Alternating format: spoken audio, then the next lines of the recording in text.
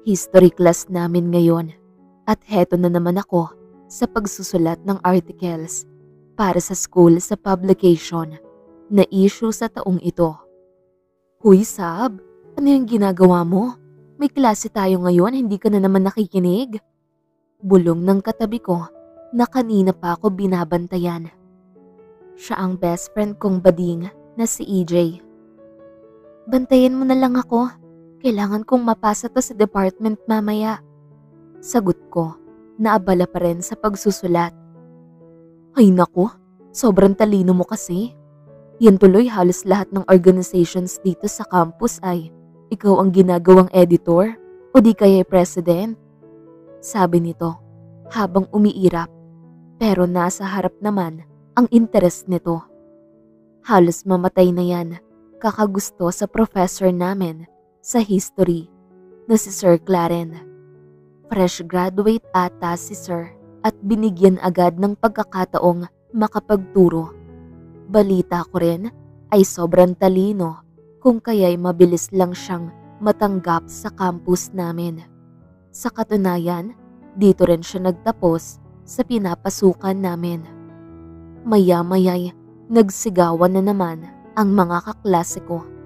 As usual, ito na naman ang pangyayari kung saan napag-uusapan ang love life.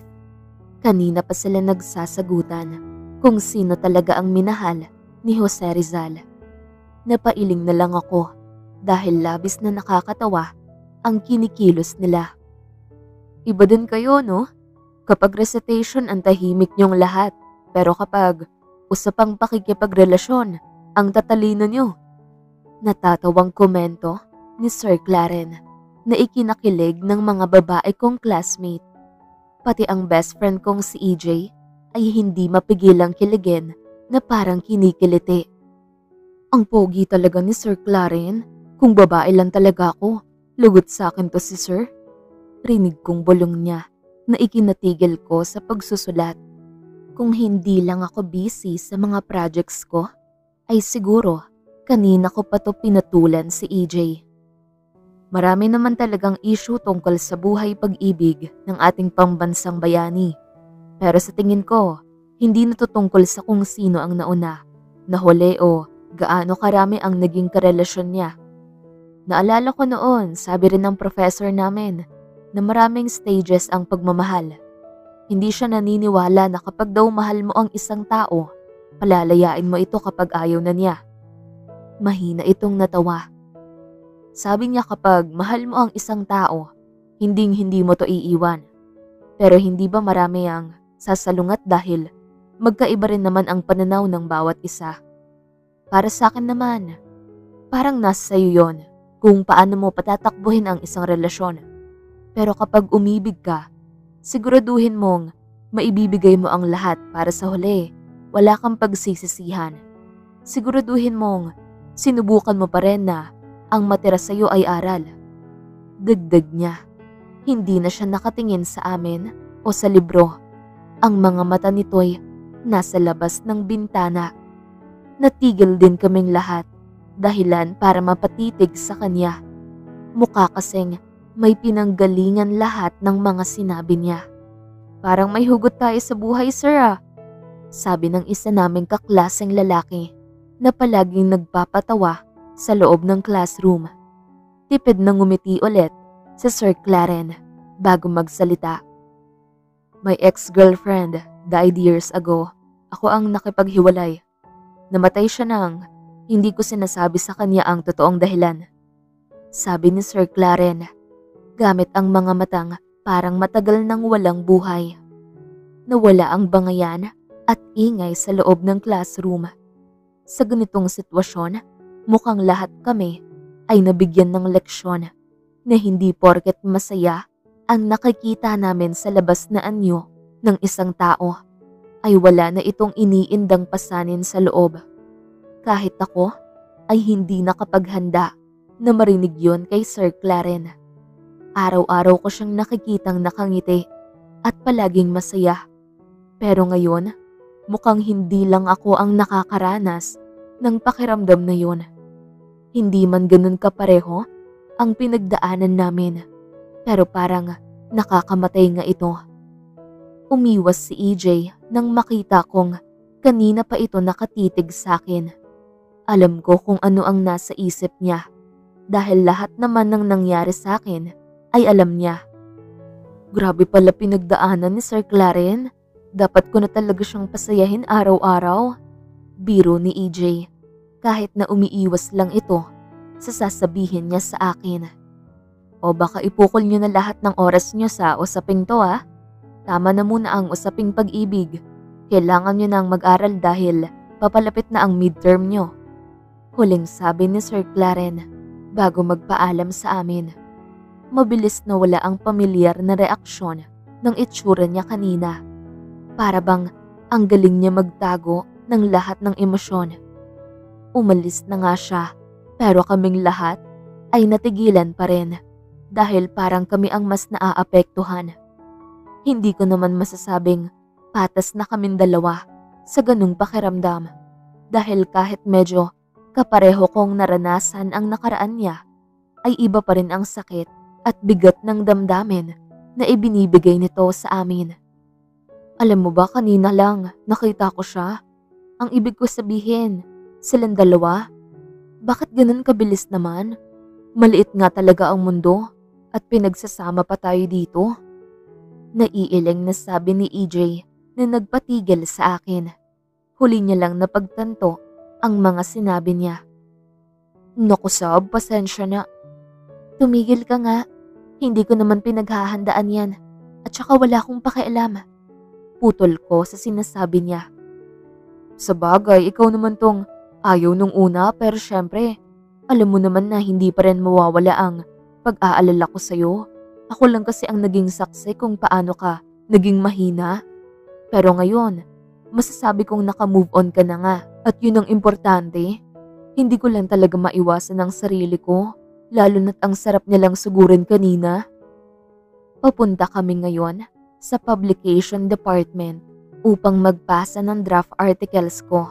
Gaya ng inaasahan, nang makarating kami sa building, ay marami ulit ang bumati sa akin sa matagumpay na paggawa ng programang pang-edukasyon para sa mga kabataan. Ako ang naging in charge, kaya ginawa ko rin ang lahat ng makakaya ko para magampanan ko ang tungkulin ko bilang isang responsableng campus student leader. Paano yan, Sab? Kailangan kong mauna sa'yo. Alam mo namang kaarawan ngayon ni Lola Masing. Paliwanag ni EJ nang makapunta na kami sa parking lot ng masasakyan. Ano ka ba? Sige na, mauna ka na muna. Masyadong busy ang schedule ko ngayon. At saka, mamaya may meeting pa ako sa organization. Talaga ba? Mukhang magagalit ka naman eh. Baka balatan mo ko ng buhay mamaya niyan. Natatawang sabi nito na hindi ko na lang pinansin. Kahit kailan ka talaga. Sige na, at pakibati mo na lang ako kay Lola Masing. O di kaya'y babawi na lang ako sa susunod na araw. Diretso ang uwi, baka san ka na naman hihinto niya na? Nagmumotor kasi siya at palagi niya akong sinasabay papunta at pauwi. Madalas rin siyang napapahinto kapag may makakasalamuhang lalaki sa bawat daan. Akala mo naman, kinain na ang buong sistema nito. Oo na, Sabrina. Naku talaga. Kailangan mo talagang bumawi kay Lola Masing. Mag-ingat ka dyan ha. Yun ang huli niyang sinabi bago paandarin ang motor nito. Wala na rin naman akong magagawa dahil kailangan kong gampanan ang mga tungkulin ko. Hindi ko pwedeng isakripisyo ang grado ko dahil running for Latin honors ako. Mapipilitan talaga ako mamaya na mag-commute. Pumunta muna ako sa library para maghanap ng kakailanganin kong libro para sa nalalapit na thesis namin. Kahit na third year college pa lang ako, ay mas makakabuti kong paghandaan ko na to dahil alam kong palagi akong abala sa maraming bagay. Nang nahanap ko na ang librong kailangan ko, ay dali-dali akong lumabas at pumunta sa kantin para bumili ng makakain.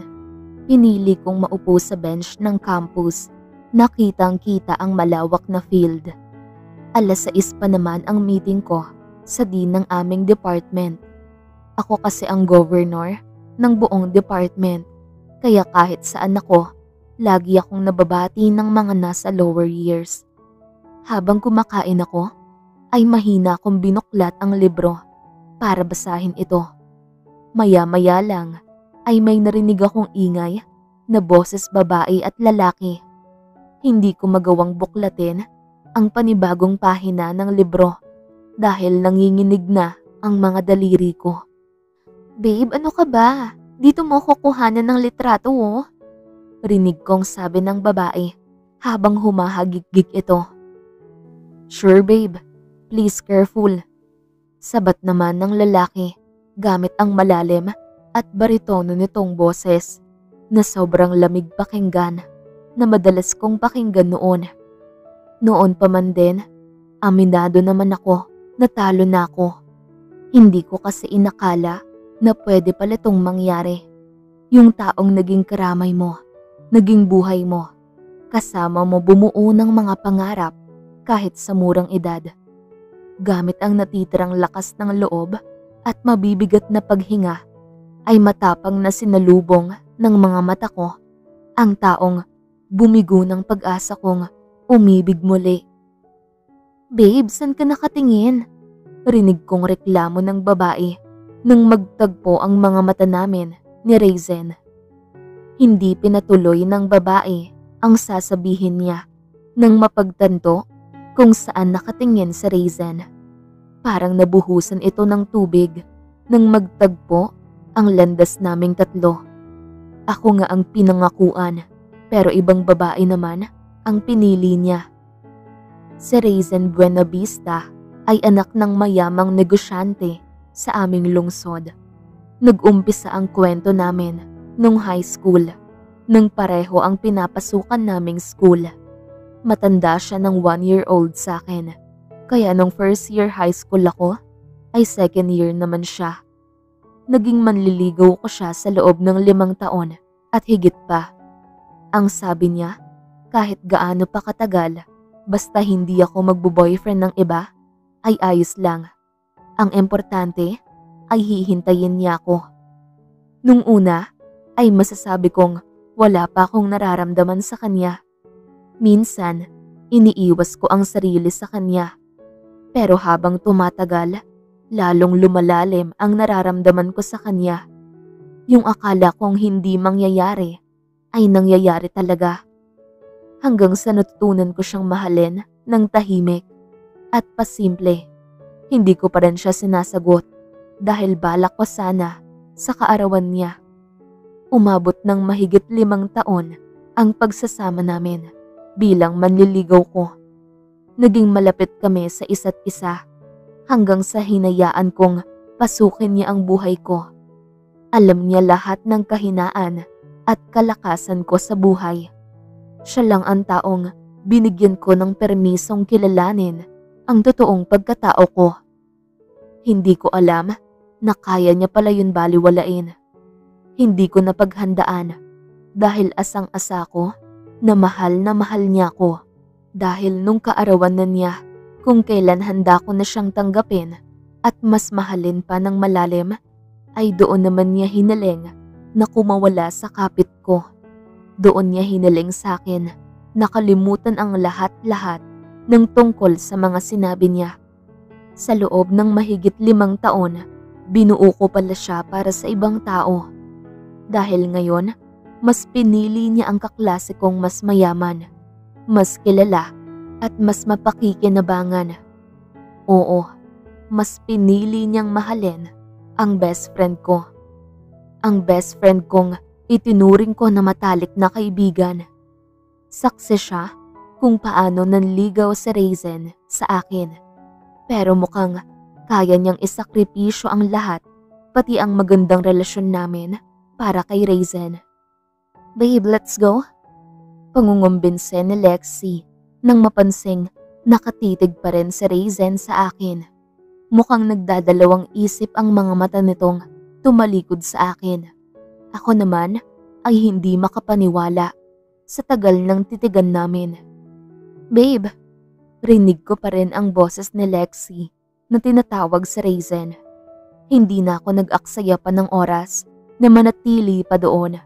Bagkus ay agaran akong tumalikod habang hindi pinapansin ang mga mata niyang nakatingin sa akin. Magandang umaga sa ating lahat. Nais kong sabihin sa inyo na may transferi tayo galing sa St. Luke University. Mula sa araw na to siya ay magiging parte ng kursong ito at magiging kaklase niyo rin hanggang sa magtapos kayo ng kolehiyo. Sabi ng professor namin sa isang major subject namin.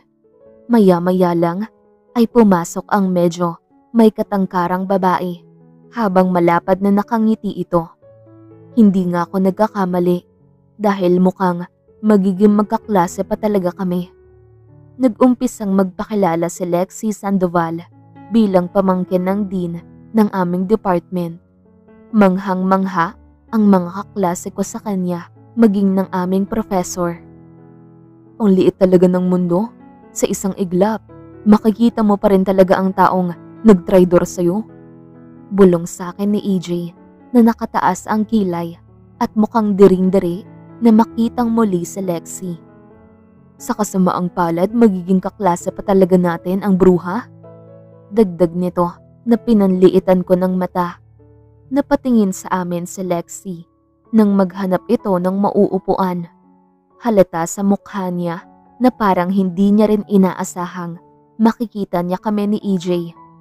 Sa likod namin siya umupo at rinig ko ang pagbati sa kanya ng mga kaklase kong babae na manghang-mangha sa pagkatao niya. Kaya lang naman yan ganyan kasikat dahil malapit sa kayamanan. Biglang sabi ni EJ na sinita ko. Tumahimik ka na nga dyan. Baka isipin niya palalo na pinag-uusapan natin siya. Wala na akong pakialam sa kanya. Kaya please, wag mo nang banggitin ang pangalan niya. Seryoso kong pakiusap kay EJ. Nang matapos ang unang major class namin, ay pinatawag ako ng dean dahil may mahalaga itong sasabihin sa akin. Paakyat na ako ng hagdan patungong second floor at kakatok na sana sa pintuan nang biglang may tumakip ng bibig ko at hinatak ako papuntang likod ng office. Kahit ang mata ko ay natatakpan din, sinubukan kong alisin ang mga kamay na nakatakip sa mata ko. Pero masyadong mahigpit ito, kaya wala akong nagawa, kundi ang huminga ng malalim. Amoy ang pabango nito at nahihinuha kong hindi naman ito masamang tao. Bitawan mo ako, kung sino ka man, huwag mo nang hintayin pa na sumigaw ako dito ng malakas. Kalmado kong sabi, ngunit ang pasensya ko'y ubos na. Nang dahan-dahang alisin ng kung sino man ang tumakip sa mata ko, ay unti-unti ko ring naaninag kung sino ang tao na nasa harap ko. Parang natigilan ng paghinga ko at puno ng katanungan ang utak ko. Si Raven Buenavista ay seryosong nakatingin sa mga mata habang nakasandal ang braso nito sa pader. Nakakulong ako ngayon sa mga braso niya. Siguro ilang minuto rin ang nagtagal nang alisin nito ang paningin sa akin. Ngunit ako'y patuloy pa rin naguguluhan sa inasta niya at galit na tinignan ang mukha niya. Wala akong balak na magsalita. Ayokong kausapin siya. Ayokong mag-aksaya ng oras para lang makaharap siya. Akma kong aalis ng mahigpit nang bigla niyang pigilan ang braso ko. Pumiglas ako, ngunit ang sunod na ginawa niya ang mas hindi ko inaasahan. Bahagya niya akong pinaikot hanggang sa tumama ang likod ko sa dibdib niya para yakapin ako. Ganun pa rin naman ang amoy niya. Walang pinagbago at ang presensya niya noong kaya pa naming gawin ito. Anong ginagawa mo? Anong ibig sabihin na to? Tanong ko, ngunit isinubsob lang nito ang mukha sa aking balikat. Pumiglas ako ng malakas at nang magtagumpay ako ay hindi ko siya napigilang sampalin. Anong naman ba ang binabalak mo? Matino pa ba yung isip mo? Nagtatakang tanong ko. Nakahawak pa rin ang kamay niya sa pisngi niya na sinampal ko. Malungkot itong napatitig sa akin na para bang ako pa ang may mali, na para bang siya pa ang lubusang nasasaktan. Ngunit nung mga araw na hiniling niyang makalaya sa akin ay hindi man lang siya nakaramdam ng kahit konting konsensya. Gusto ko lang itama ang mali ko. Gusto kong bigyan ka ng paliwanag na nararapat sa'yo. Gusto kong humingi ng tawad, Sab. Hindi mo alam kung gaano ako nagsisisi nung hindi kita pinili. Hindi mo alam kung ano ang tunay na dahilan ko. Bigkas niya habang nagpipigil. Kilala ko siya. Alam kong pinipigil lang huwag magalit sa sarili. Ngunit hindi ako tanga para lang maniwala sa kanya ng ganito. Sa lahat ng tao, ako pa talaga ang ginawa niyang lokohin ng ganito. Alam naman niya na simula na tanggapin ko siya, sa buhay ko'y pinagkaloob ko na sa kanya ang lahat-lahat. Anong tama? Anong itatama mo? Naguguluhan kong tanong. Hindi mo kasi naiintindihan, Sab. Mahina niyang sabi na mismong nagpakunot ng noo ko. Mapait akong napalunok. Hindi kita naiintindihan? Kung hindi kita inintindi, edi sana hindi kita pinagbigyan sa kahilingan mo. Sabi mo gusto mong makalaya, hindi ba? Pero tangina, hindi ko alam na best friend ko pala ang ipinalit mo sa akin. Hindi pa ba pabor sa'yo ang lahat? Pinili mo naman si Lexi eh. Bakit nandito ka sa harapan ko ngayon? Alam mo bang hirap na hirap ako nun? Hindi mo alam kung anong nangyari sa akin nung araw na yon. Nung araw na yun na naghiwalay ang kuya at asawa niya. Nagmakaawa ako sa'yo na sa ibang araw mo na lang sabihin ang hinihiling mo dahil gusto kong maging masaya tayo sa kaarawan mo. Pero alam mo ba kung ano pa ang hindi mo alam? Yung cake at ibang paandar na ginawa ko. Yun yung tuition na inipon ko. Nung araw rin na yon, bumaba ang scores ko sa final exams. Ewan ko ba? Pakiramdam ko noon. Bakit ang pangit ng mga nangyayari sa araw ko? Alam mo ba kung anong sabi ko sa sarili ko? Sabi ko, di bali na lang. Ngayong araw, sasagutin ko naman si Raven. Baka ganito ang nangyayari dahil mas maganda at sobra naman ng kapalit. Yun pala mali ako. Yung mga araw na handa na ako. Ayaw mo na pala. Kwento ko. Nagmumukhang matapang ako nang sabihin yun. Wala nang luha ang pumapatak sa mata ko dahil na rin siguro nasabi ko na ang lahat sa kanya ng harapan. Ginawa ko lang naman ang lahat ng iyon dahil ayaw kitang mapahamak. Alam mo naman ang ugali ng ama ko, Sab. Nung una pa lang ay tutol na siya sa atin. Paliwanag niya. Ano pa ang halaga ng paliwanag mo ngayon kung wala na akong pakialam sa'yo? Malinaw na sa akin ang lahat. Mayaman si Lexi. Malamang siya ang pipiliin at magugustuhan ng ama mo. Ang pinagkaiba lang natin ay kaya kitang ipaglaban. Pero ikaw, napakaduwag mo. Ikaw naman ang mismong pumasok sa buhay ko. Pero napili mo pang magloko at sa best friend ko pa. Paano kung sabihin ko sa'yong hindi ko naman ganun kagusto sa Lexi? Paano kung sabihin kong ikaw pa rin ang mahal ko hanggang ngayon? Seryosong tanong niya. At ano sa tingin mo? Babalik ako sa'yo ng ganun-ganun lang? Anong karapatan mo para kausapin ako ng ganito? Wala ka na bang natitirang konting kahihiyan dyan sa sarili mo? Alam mo, magsama kayo ni Lexi. At pwede ba? Pakiusap, huwag na huwag ka nang lumapit sa akin ulit. Hindi na kita kailangan. Kailanman ay hinding-hindi kita mapapatawad. Mabilis kong tinalikuran siya at isinantabi na lang ang meeting ko sa dean. Hindi ko magawang maging kalmado, lalo na't nangyari ang eksenang yon sa pagitan namin ni Raven. Ang kapal ng mukha niyang magpakita at magpaliwanag ng ganon. Ni hindi ko nga hiniling na mag-usap ulit kami. Pero wala na talaga siyang respeto. Sa hindi malamang dahilan ay tumakbo ako ng tumakbo kahit na nakapalda ko. Pumunta ako sa pinakatuktok na rooftop at doon sumigaw ng pagkalakas-lakas.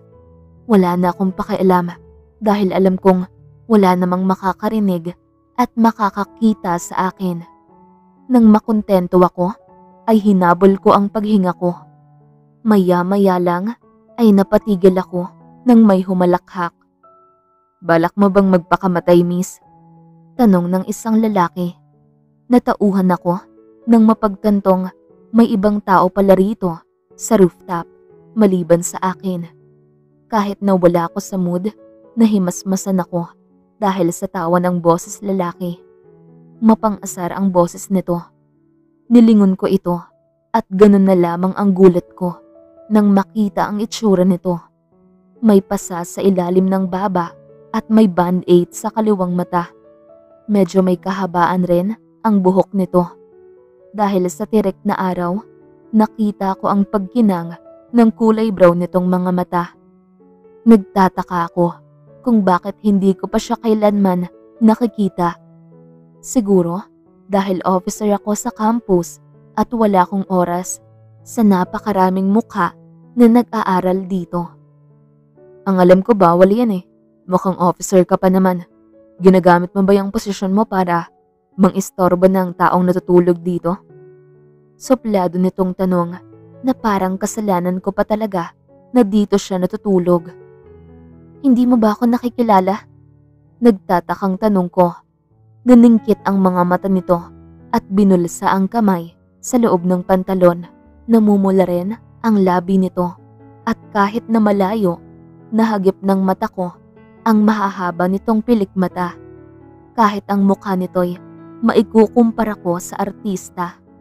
Teka nga, ano ba tong iniisip ko at ganito ang pumasok sa isipan ko? Mariin ko siyang tinitigan na binabaliwala niya. Mukhang ngayon lang ako nakaharap ng mapagmataas na klaseng tao. "Pwes para malaman mo, isa akong governor ng publication department. Hindi mo ba alam na pwede kitang ireklamo dyan sa ginagawa mo?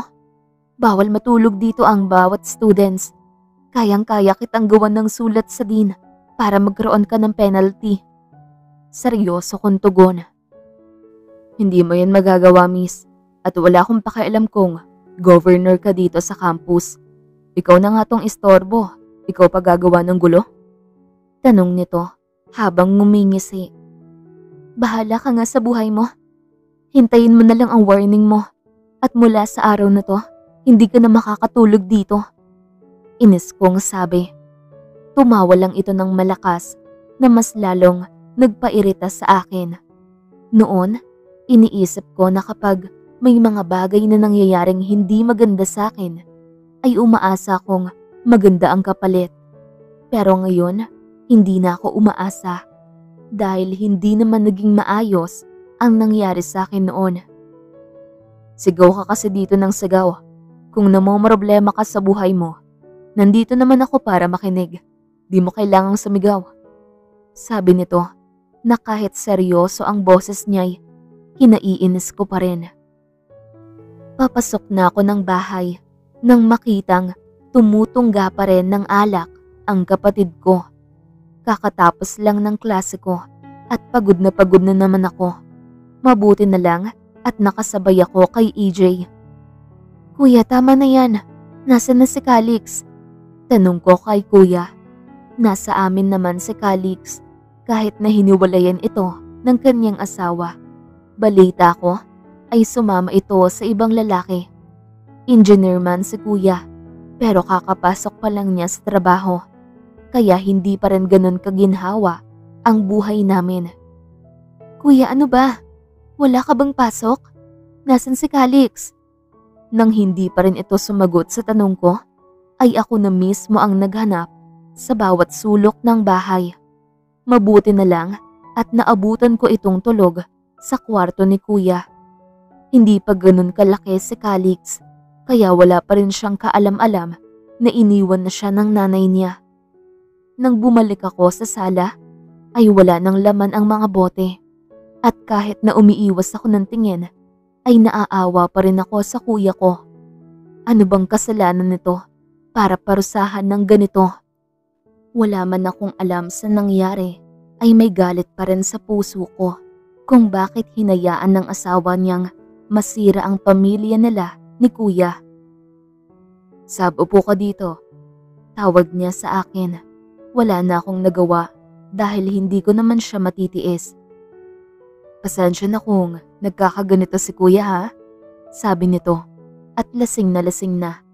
Ginulo nito ang buhok ko. Tahimik lang ako, ngunit nagiinit na ang sulok ng mga mata ko nang makitang umiiyak na si Kuya Samuel. "Salamat sa pag-aalaga sa pamangkin mo. Sa mga nagdaang araw, hindi ako naging perpektong ama sa kanya at doon ako nanliit sa sarili ko." "Mabuti kang ama kay Calix, kuya. Huwag mong sisihin ang sarili mo sa mga pangyayaring hindi ikaw ang may kasalanan." Sagot ko nang hindi na ako makapagtimpi. "Nandito kami, kuya. Tutulungan ka naming bumangon ulit. Alam kong mahirap ang kinahaharap mo ngayon, pero sana naman pahalagahan mo ang sarili mo, ang pagiging tatay mo kay Calix. Maging matapang ka, kuya. Alam kong lilipas rin ang lahat." Sabi ko habang pinapatatag ang kalooban ni kuya. "Mukhang matured ka na nga ah. Kahit hindi na kita pagsabihan, nagiging magaling ka na sa pangangaral." Sabi nito na ikinatawa ko. Pareho kaming napatahimik nang mapatingin kami sa kwarto ni Calix. "Kaya yung sinasabi ko sa'yo, Sabrina, dapat kung magkaka-boyfriend ka man, kailangan ako ang unang makakaalam at piliin mo yung kagaya ko." Natatawa nitong komento na ikinatawa ko rin. "Talaga no? Para hindi ako iiyak na ganyan. Kuya, sa susunod, huwag ka nang umiyak ng ganyan. Hindi bagay sa'yo." Istrikto kong sabi na ikinaawang ng labi niya. Gusto ko lang naman pagaanin ang loob niya kahit ngayon lang. "Sab, mahirap pangunahan ng bawat pangyayari. Basta ang masasabi ko lang sa'yo, kung saan ka masaya, yun ang piliin mo." Tumango ako at malalim na huminga. Ganito ba talaga ang pakiramdam ng umiibig? Kahit ang kuya ko'y parang namatayan araw-araw. Ganito ba talaga kapag natamaan ng sobra? Napailing ako kung bakit ganito ang tinatanong ko sa sarili ko. Mukhang nakalimutan ko na ata ang karanasan ko kay Raven. Bakit tila hindi na masakit? Kinapa ko ang noo ko at hinawakan ang magkabilaang pisngi ko. Ano ba ang ibig sabihin nito? Naka-move on na kaya ko sa kanya nang hindi ko namamalayan? 1 linggo ang lumipas nang maging abala ko. Paparating na patimpalak sa sports. Bukas na ito gaganapin at madalas akong tumatambay sa opisina ng council. Dala-dala ko ang mga flags at tinipon ko rin ang mga kasama para sa importanteng gagawin bukas. Darating ang president ng campus, kaya dapat na maging maayos ang lahat. "Ayos na ba yan? Lagyan niyo ang stage ng mga bulaklak ha. Kukuha lang ako ng mga balloon na nakatago sa itaas." Sabi ko sa mga ibang kasama bago tumungo sa 2nd floor. Habang paakyat ako ng 2nd floor, ay nakikita ko sa di kalayuan sina Lexi at Raven. Nag-e-ensayo sila para bukas. Sila ang tinanghal na campus king and queen. Kahit nakakalipat lang nila dito. Malakas kasi ang kapit sa dean, kaya ganon. Hindi na rin naging mahirap sa akin kahit na madalas ko silang nakakasalubong. Siguro nga, wala na talaga akong nararamdaman para kay Raven. Kahit na maraming beses ko siyang nakikita na nakatingin sa akin, ay hindi ko yun pinagtutuunan ng pansin. Mas mabuting magsawa siya sa pagmumuka ni Lexi. Sa sobrang abala ko, kakatitig sa kanila, ay hindi ko napansing may taong paparating sa akin. Nabunggo niya ako, dahilan para matumba ko. Mabuti na lang dahil mabilis niya akong nahawakan. Sinakop ng mga kamay nito ang bewang ko para hindi ako mahulog. Mabilis akong lumingon sa taong yon at napansin na siya ang lalaking nakita ko sa rooftop nung sumigaw ako. 1 linggo ang lumipas at mabilis na wala ang pasa nito sa labi. Hindi ko alam ngunit biglang nagbago ang itsura nito. Wala nang hikaw sa kanyang tenga at nagupitan na rin ang kanyang buhok. May mahahabang hibla lang na tumatakip sa mga mata nito. Mabilis akong umalis sa pagkakahawak niya at pinagpagan ang damit ko. Ikaw na naman? Iritado kong tanong. Ngumisi ito at umiling. Alam mo, sa oras na makakasalubong kita, lagi kang may dalang problema. Balak mo atang damayin ako sa mga problema mo eh. Wala akong oras makipagtalo sa'yo kung sino ka man. Paraanin mo ko dahil kailangan kong pumunta ng second floor. Hindi nito pinansin ang sinabi ko. Sa halip ay nanatiling nakatayo doon. Hindi ka pa nga nagpapasalamat sa akin. Iniligtas ko ang buhay mo sa kapahamakan. Kung hindi kita nahawakan, malamang nabagok na yung ulo mo. Pangongonsensya nito. So parang utang na loob ko pa sa'yo ang pagligtas mo sa akin, ganun ba? Sino ba nagsabi sa'yo na gawin mo yon? Seryoso kong tanong. Wala, gusto lang kita iligtas. Salamat kung sino ka man. Pwede ba sa susunod, lumayo-layo ka sa akin? Saad ko nang naiinis bago umakyat ng second floor. Sinayang ko pa talaga ang oras ko sa pakikipag-usap sa lalaking yon. Hindi ako makapaniwala. Akmang bubuksan ko na ang pintuan ng storage room nang biglang bumukas ito. Napalingon ako sa aking likod upang alamin kung kaninong kamay yon. Bakit ka nandito? Sinusundan mo ba ako? Hindi makapaniwalang tanong ko. Sinuklay naman ito ng mga daliri ang hibla ng kanyang buhok. Napagtanto ko kasing ikaw naman ang may kasalanan kung bakit napapalapit tayo kaya susundan na lang kita kahit saan ka pumunta. Walang emosyon nitong sabi. Wala ka bang pasok? Bakit ka ba sunod ng sunod? Ang lakas mo mang inis. Alam mo, wag ka na umarte, miss. Ayaw mo bang tulungan kita? Tanong nito habang tinuturo ang mga kahon sa loob ng storage room. At sa tingin mo maniniwala talaga ako sa'yo? Baka kung ano pang gawin mo at lahat may kapalit. Ikaw bahala kung ayaw mo. Araw-araw kitang susundan hanggang sa mainis ka. O baka gusto mo rin. Tama na, okay. Tumahimik ka nga. Gusto mo akong tulungan? O ayan, dalhin mo yan. Ito pa, idagdag mo na rin to. Siguraduhin mong hindi yan malalaglag ah. Utos ko sa kanya habang pinagpatong-patong ang tangkas ng kahon sa kamay niya bago tumalikod. Ikaw, Sab, may hindi ka sinasabi sa akin. Kailan ka pa natutong lumandi, ha? Ikaw panay payo mo sa akin tungkol sa pagkakagusto ko kay Sir Claren. Tapos malalaman kong may lalaki kang kinikita, ha?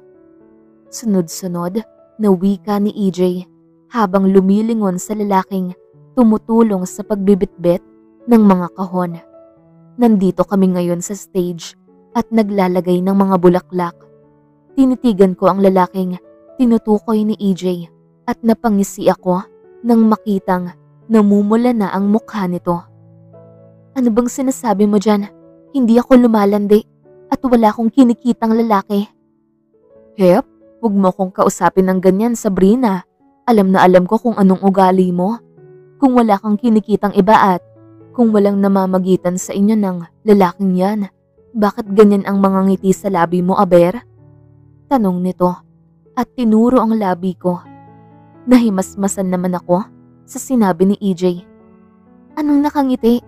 Nasisiyahan lang akong makita na nahihirapan siya. Nag-alok pa ng tulong, mukhang nagdudusa naman.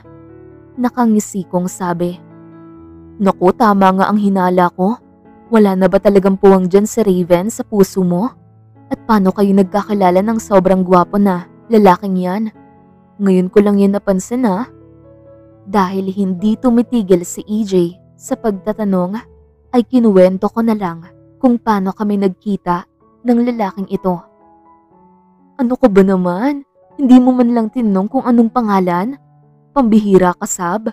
Tignan mo nga kung paano siya tignan ng mga babae. Halos matunaw na ang lalaki, oh. Niyugyug nito ang braso ko. Alam mo, kung gusto mo, ikaw ang kumausap sa kanya. Wala akong oras sa ganyan, EJ. Wala akong panahon para sirain ulit ang buhay ko. Paliwanag ko na ikinatigil niya. Hirap na hirap ako noon. Nung una kong naranasan kung paano umibig. Katulad ng sabi ni Kuya, hindi ko kailangang magmadali. Dahil alam kong darating rin yung taong para sa akin. Ang taong gagawin ng lahat, higit pa sa inaakala ko. Ayan na ha. Grabe, hindi ko naman alam na sobrang yaman pala ng president natin. Bulong sa akin ni EJ. Kanina pa nag-uumpisa ang sports program at marami na rin ang mga bisitang dumating. Malamang dahil pati tayo ay scholar niya. Sagot ko habang dala ang folder na ipapapirma sa president. Grabe, matanda na pero ang pogi pa rin. May anak ba yan? Kahit kailan ka talaga, EJ? Wala ka nang pinalampas. Pwede ba umayos ka kahit ngayon lang? Tanong ko sa sobrang pagod. Paano naman ako matatahimik niyan? Tignan mo nga, best friend. Halos durugin ka na ni Lexi. Tsaka ano yan sa Raven? Bakit panay tingin niya rin sa'yo? Naku, wag mo nang isali ang dalawang yan sa buhay ko. Wala akong pakialam sa kanila. Kahit na anong mangyari sa kanila, buhay nila yan. Sabi ko at inumpisahang mag-abot ng mga flyers para sa ibang estudyante na gagamitin mamaya. Sabagay, wala na rin naman tayong mapapala sa dalawang yan. Nakakairita lang na dito pa talaga sila lumipat. Akala mo naman, inggit na inggit ka eh. Mula naman sa agaw yan, kaya naging jowa niya si Raven.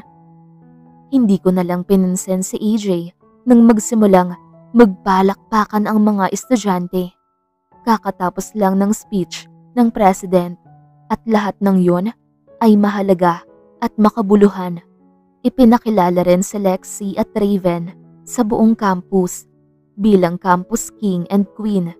Ganun na lang ang malawak ng ngiti sa labi ni Lexi at pilit hinahawakan ang kamay ni Raven kahit na pasimple itong umiiwas. Uy Sab, nakikita mo ba ang nakikita ko? Kalabit sa akin ni EJ. Tinuro niya sa akin ang tinitignan niya.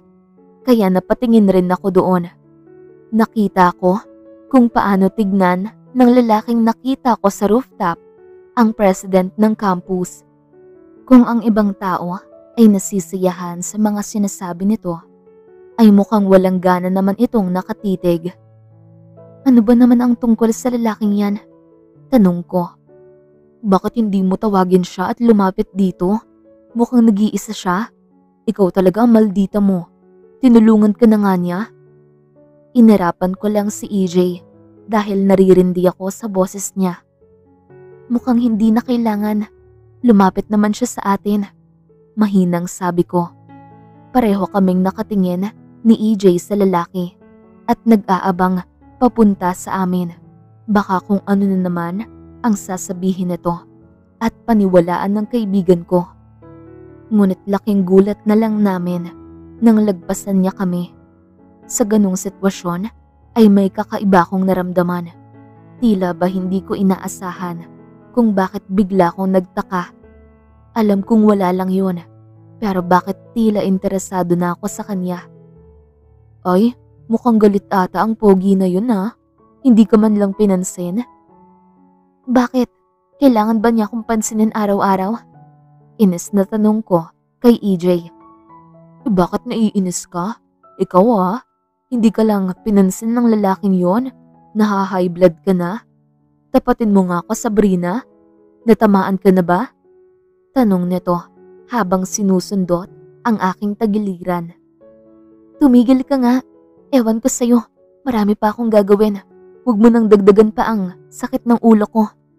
Sabi ko at nagpaalam muna sa kanya na hahanapin ko ang campus president. Rinig ko pa rin ang panunukso niya pero hindi ko na yun pinansin. At sa huli, baka ako lang ang mapikon. Papunta na sana ako ng office ng dean nang may bigla ko narinig na ingay sa parking lot. Parang tunog na may nanununtok. Wala sa isipan akong nagtungo doon. kahit na may iba kong gagawin. Sa hindi malaman na dahilan ay gusto kong malaman kung ano ang nangyayari. Hanggang kailan ka magiging ganito? Kahit kailan isa kang kahihiyan sa pamilyang ito? Nagtago muna ako sa likod ng pader nang biglang may sumigaw. Walang ibang tao ang napaparaan, kaya siguro wala ring umaawat. Kailan pa ako naging parte ng pamilya mo? Rinig kong tanong naman ng isang tao na sa palagay ko'y kilala ko kung sino ang may-ari ng boses na yun. Dahil sa labis na kuryosidad ay hindi ko mapigilan ang sarili na alamin kung sino ang mga taong nagsasagutan. Doon ako napatigil nang makita kung sino ito. Ang president ng campus at ang lalaking nakita ko sa rooftop. Kung hindi ako nagkakamali, ay asawa ng president ang babaeng katabi nito. Halos balatan niya ng buhay ang lalaki habang tinitignan ito. Tama na, Cedric. Yan ang sinasabi ko sa iyo eh. Kung hindi mo sana kinupkupi ang anak mo sa labas, edi maayos ang buhay natin ngayon. Kailan pa ba yan matututo? Kagaya ng nanay niya yan. Wala yang matinong gagawin kundi ang maging basagulero at maging pabigat sa lipunan. Kahit kailan talaga, mana ka talaga sa nanay mong malandi. Halos takpan ko ang boses ko dahil sa mga narinig. Wag na wag mong idadamay ang nanay ko dito.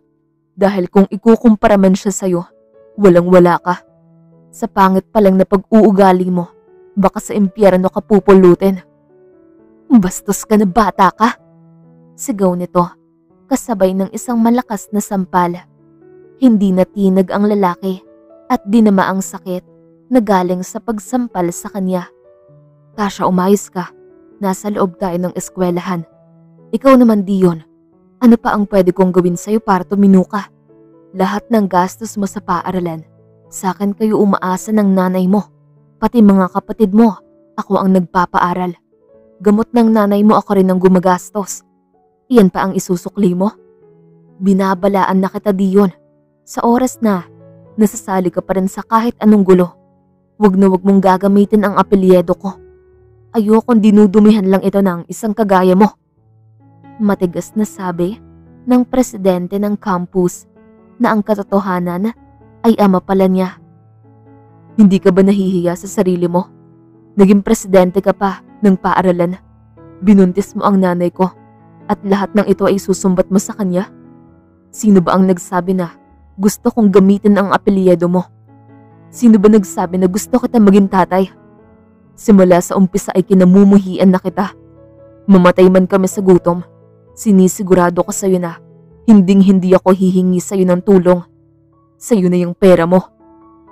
Hindi ka pa rin makakaalis sa poder ko dahil dala mo ang apelyido ko. Kung nagbabalak ka na umalis sa pamamahay ko, alam mo na ang mangyayari sa pamilya mo.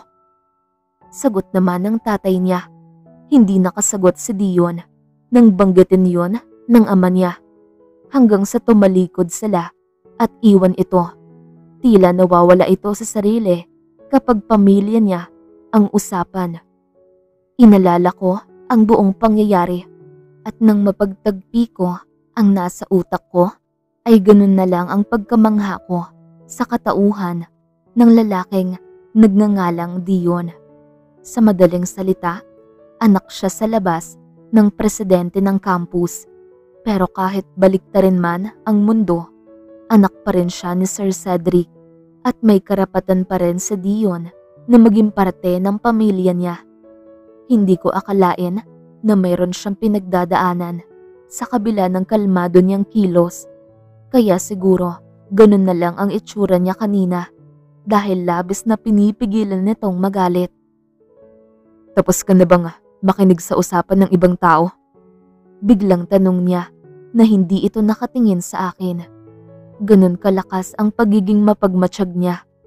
Wala akong masabi dahil may kasalanan naman talaga ako. Hawak-hawak ko pa rin ang folder at labis na kaba ay natutupi ko ito. Pasensya na. Kanina kasi nagkaroon ng ingay banda rito. Hindi ko sinasadyang makinig sa usapan niyo. Hindi sinasadya? Kung hindi mo naman plano na makinig, Hindi ba't pwede ka namang umalis? O ngayong alam mo na, masaya ka na? Tanong nito at dismayadong tinalikuran ako. Napakagat ako ng pang-ibabang labi at nakokonsensya dahil sa ginawa ko. Sino ba naman ang masisiyahan kapag malaman ang pinagdadaanan niya? Kung ako rin naman ang nasa posisyon niya ay magagalit rin. Sab, ayos ka lang ba? Mukhang kanina ka pa nakatunganga dyan. Akala mo naman kung anong malalim na iniisip.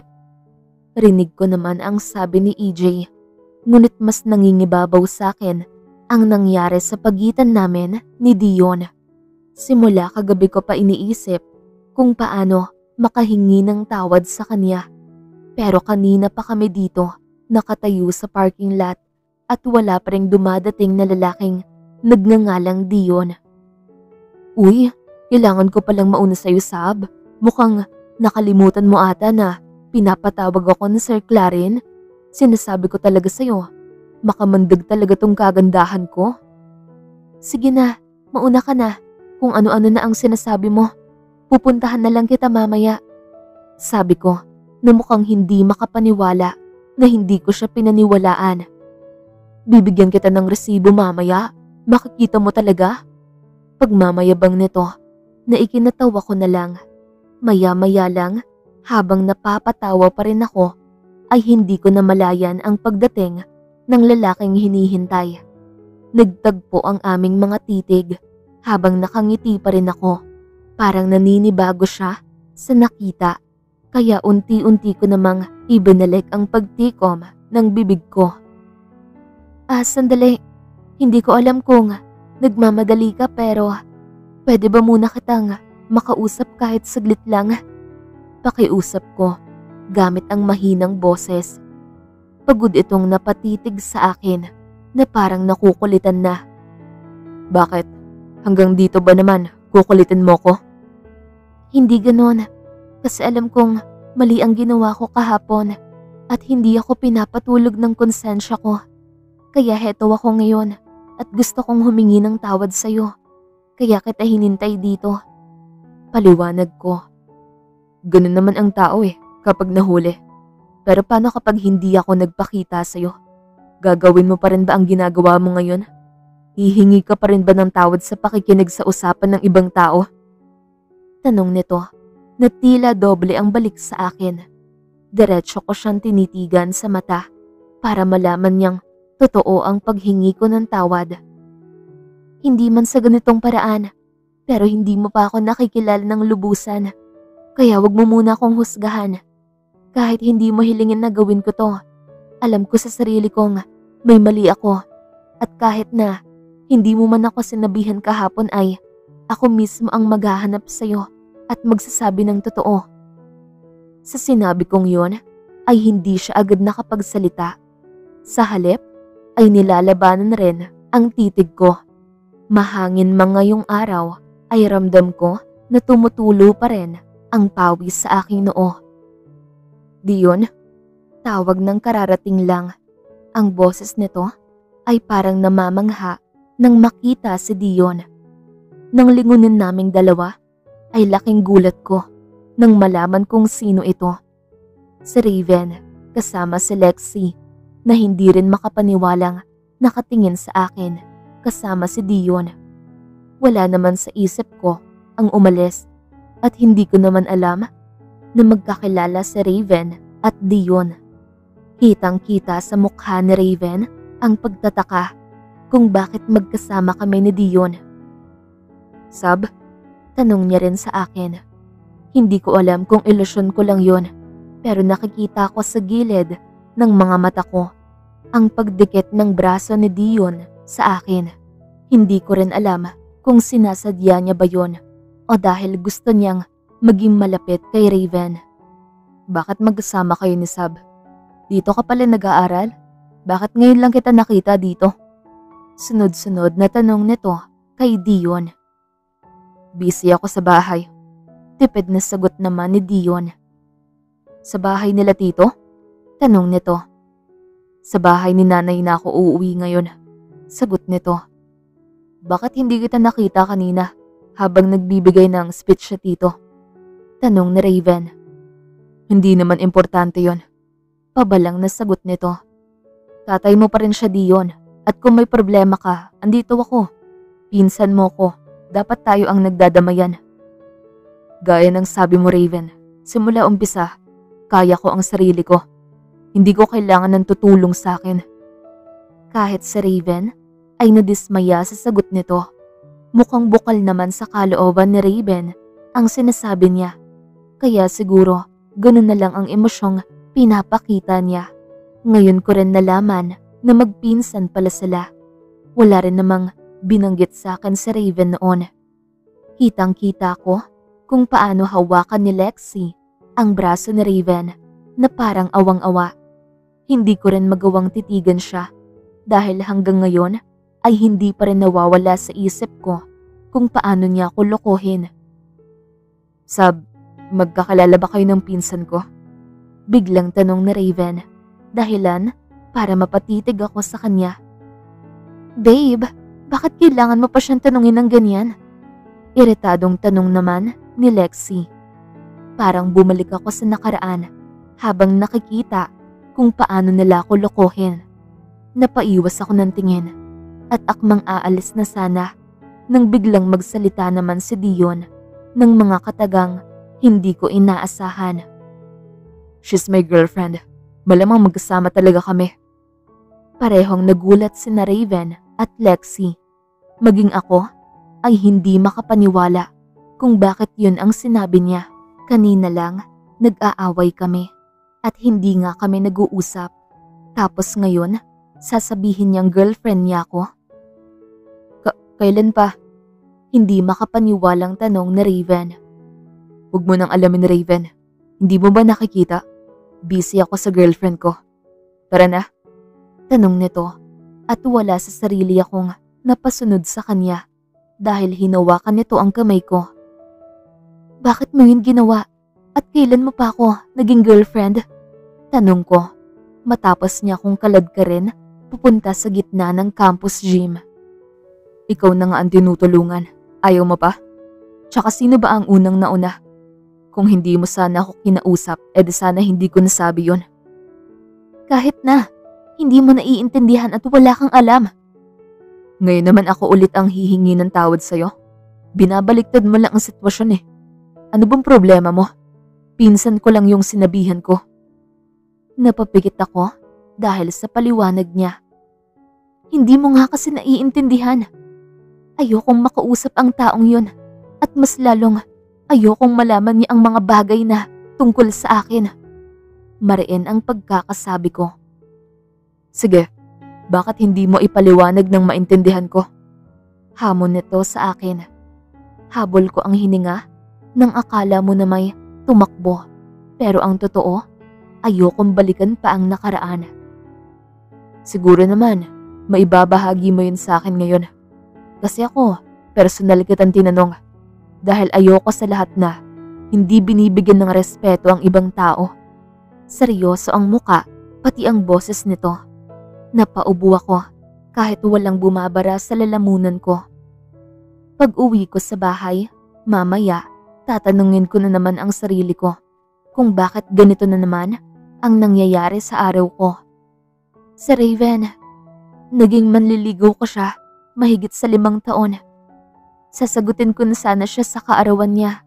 Kaso, mas pinili niya ang best friend ko na si Lexi.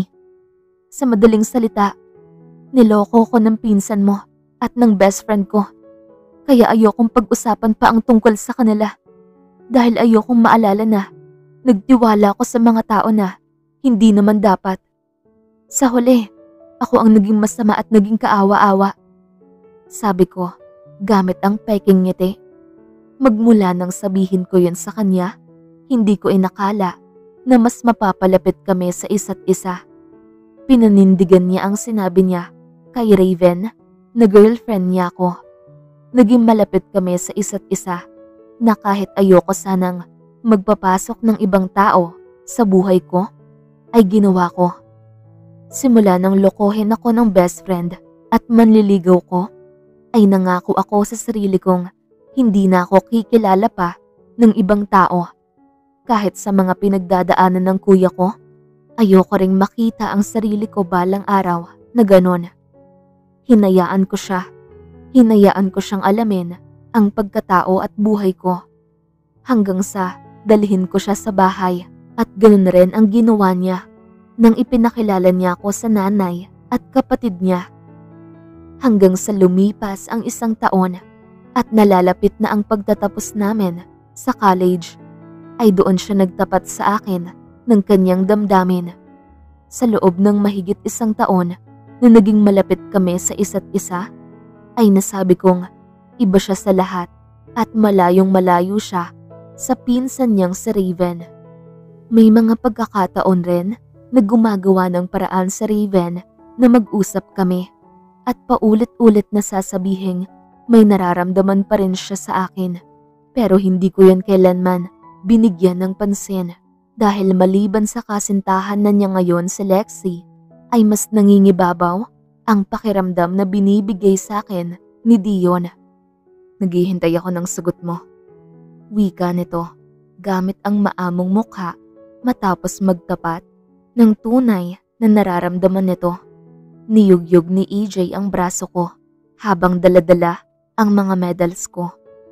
Baka naninibago ka lang at baka akala mo dahil masaya tayo, ganun kadali lang ang lahat. Alam ko, Sabrina. Alam ko kung bakit ganyan ang mga sinasabi mo. Alam ko may takot ka pa rin. Hindi ko nakakalimutan lahat ng mga sinabi mo. Kaya ayoko na ganito lang tayo. Dahil gusto kong maging karapat-dapat para sa'yo. Umiwas ito ng tingin at tila nahihiya nang maging tahimik ako. Huminga ako ng malalim bago ngumiti sa kanya. Lumapit ako sa kanya at hindi niya inaakala na yayakapin ko siya. Kasunod nun ay binulong ko sa tenga niya ang sagot ko. Sinasagot mo na ako? Totoo ba to? Tanong niya na parang nanalo sa loto. Narinig yun ni EJ kaya hindi niya mapigilang sumigaw. Kahit kailan, napaka-supportive niya na kaibigan kahit na madalas ko itong awayin. Tumahimik ka, naririnig na ng lahat. Saway ko, pero hindi ko rin maiwasan na tumawa. Katulad ni Dion ay walang mapaglagyan ang saya na nararamdaman ko ngayon. Hindi ko inakala na sa pangalawang pagkakataon ay magmamahal ako ng ibang tao. Ngayon, mas malalim at mas sigurado na ako. Congratulations!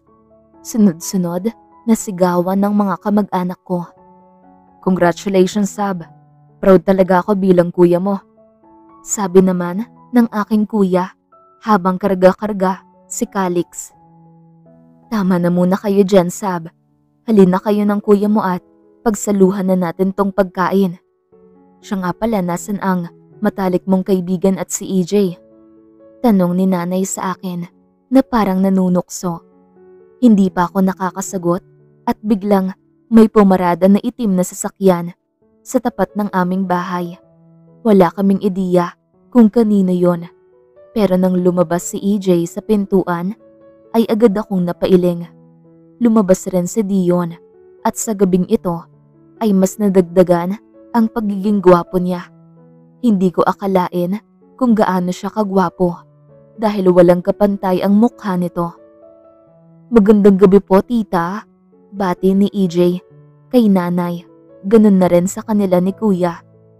Andito na pala sila eh. Kanina lang tinatanong ko pa dito kay Sab kung anong oras kayo darating. Napalingon naman si nanay kay Dion na parang nakakita ng multo. Aba, hindi kita agad namukaan, iho. Dumoble ang pagiging magandang lalaki mo, ah. Sabi ni nanay at napakamot naman ng ulo si Dion dahil hindi niya alam kung paano susuklian niyon ng sagot. Kaya pala gabi-gabi nakangiti tong si Sabnay, mukhang may inspirasyon na. Dagdag naman ni kuya na mas lalong ikinahiya ni Dion. Tinaasan ko ng kilay si kuya dahil sa mga pinagsasabi nito. Magandang gabi po, tita. Naku, ano ka ba? Nanay na lang ang itawag mo sa akin. Parang hindi ko naman alam na boyfriend ka ng anak ko. Biro ni nanay. sabay hampas sa braso ni Dion. Halos ibaon ko na ang sarili ko sa lupa dahil sa mga pinag-uusapan nila. Halina't kumain muna kayo. Naku, kanina ka pa niyan inaantay ni Sabrina. Dagdag ulit ni nanay, parang hindi natitigil sa panunukso. Tama ba narinig ko galing sa nanay mo? Ganyan mo ba ako kamis at hindi ka na makapaghintay? Bulong nito habang kami ay kumakain sa hapagkainan. Nakikita ko pa si EJ sa harapan ko na sobra ang reaksyon. Akala naman nito naglalandian kami sa hapagkainan. Ang bilis mo pala mauto, sabi ko naman habang umiiling. Tinigil nito ang pagsandok ng kanin na parang may nagawa kong mali sa kanya. Tinitigan ko ang mga tao at baka makita nila ito at walang katapusan na namang panunukso ang magaganap. Ikaw naman, ang bilis mong magalit. Parang hindi ka naman mabiro. Oo na, miss nga kita. Ano, okay ka na niyan? Tanong ko habang tinitigan siya. Napangisi ito at kinagat ang pang-ibabang labi habang tinititigan ang labi ko. Agad naman akong napadiretso ng upo at bahagya ko siyang sinundot na ikinatawan niya. O ano ng plano niyo? Tanong ni EJ matapos kaming kumain kasama ang pamilya ko. Nasa labas pa rin kami ng bahay at kaming tatlo na lang ang natitira. Aba syempre, maghahanap ng trabaho. Sagot ko. Ikaw, anong plano mo? Nakangiting tanong ko kay Dion. Hindi muna ito nagsalita na parang may malalim na iniisip. Siguro, aayusin ko muna ang pamilya ko. Sagot niya. Pareho kaming nagkatinginan ni EJ. Alam na namin na matagal nang umalis si Dion sa bahay ng ama niya at hanggang ngayon, siya pa rin ang bumubuhay sa pamilya niya. Hindi naman ako babalik kung ano man. Gusto ko lang na tapusin kung anumang ugnayan ang meron kami. Ayoko na sa huli ay mahihirapan ako, lalo na kapag magkasama na tayo. Dagdag niya, dahilan para mapaawang ang labi ko. Ano ba naman yan? Akala ko tuloy, mauuwi na sa dramahan to. Hindi ka naman papaawat sa mga banat mo, Dion. Mauna na nga ako sa inyo. Ayoko talagang maging single. Wala na nga akong pag-asa kay Sir Claren tapos kayo naman ang haharot nyo. Sunod-sunod na reklamo ni EJ. Wala kaming nagawa ni Dion nang magpapadyak ito ng paa. Nagtawanan na lang kami. Hanggang ngayon ay bigo pa rin siya sa pag-ibig niya. Sab, tawag sa akin ni Dion. Iba talaga ang plano ko. Dagdag niya. Ano? Tanong ko habang titig na titig sa mga mata niya. Gusto kong matupad lahat ng pangarap mo. Magsisikap rin ako para sa pamilya ko at higit sa lahat, para sa'yo. Sabrina Guzman, sigurado na ako sa'yo. Pagdating ng araw, gusto kitang pakasalan. Ipagmamayabang kita sa lahat ng tao. Sa tatay ko, na kahit ganito lang ang tingin niya sa akin ay walang katumbas ang lahat ng yon nung araw na minahal mo ko. Salamat dahil nagtiwala ka sa akin.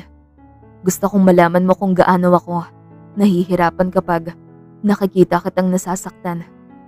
Pangako, hinding-hindi kita iiwan. Sabi nito at hinalikan ang noo ko. Napapikit ako kasabay ng malamig na simoy ng hangin. Ang bilis ng tibok ng puso ko'y dinadama ang mapayapang pakiramdam na hatid ng yakap at halik niya. Mas lalo akong nahuhulog sa'yo, Dion Buenavista. Sa sobrang lalim ng pagmamahal ko sa'yo, hindi ko na alam kung paano umahon. Binago mo ang buhay ko. Ang dilim ng buhay ko noon. Pero nang dumating ka, binigyan mo to ng kulay. Binigyan mo ko ng maraming dahilan para magpatuloy at magmahal muli. Araw-araw kitang kasama sa mga panalangin ko. Sana hindi ka magbago. Sabi ko habang magkatapat ang mga noo namin. Isang mahigpit na yakap ang binigay namin sa isa't isa bago maghiwalay at magpaalam. Sa wakas, pasado ako. Malakas na sigaw ko kasama ang ilang board passers. Congrats sa atin! Dagdag ko matapos namin i-check ang mga pangalan ng mga bagong guro na nakapasa. O ano pang hinihintay nyo? Dapat mag-celebrate na tayo, sabi ni Chelsea, isa sa mga naging kaibigan ko. Basta libre nyo, komento naman ng ilan at lahat sila'y napatingin sa akin at naghihintay ng sasabihin ko.